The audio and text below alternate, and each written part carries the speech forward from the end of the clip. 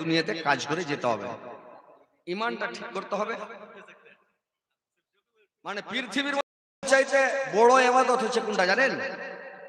মানুষের সাথে সদাচরণ, সৎ চরিত্র, মানুষের সাথে ভালো ব্যবহার, মানুষের সাথে দোস্তি, মিল মহব্বত, ময়া মহব্বত করে যাবেন, ইনশাআল্লাহ জান্নাতে যাবেন। আল্লাহর রাসূলকে এসে একজন লোক বলছেন, একজন সাহাবী এসে বলছেন, ইয়া রাসূলুল্লাহ, নবী গো, আমার বাড়ির পাশে একটা মহিলা আছে,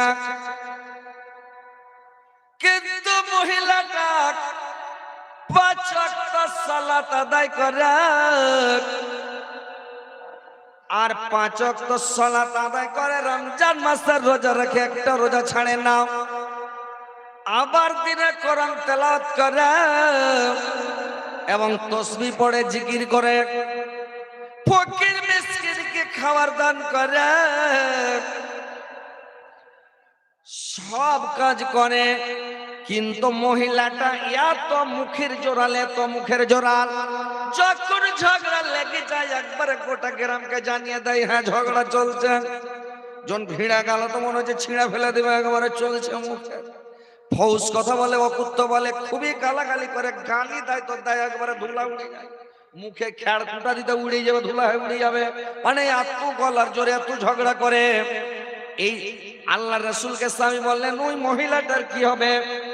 আল্লাহ রাসূল বললেন, মহিলাটা জাহান্নামী, মহিলাটা জাহান্নামে যাবে। আর একজন সাহাবী আছে, আল্লাহ রাসূলকে বললেন, ইয়া রাসূলুল্লাহ, নবী গো,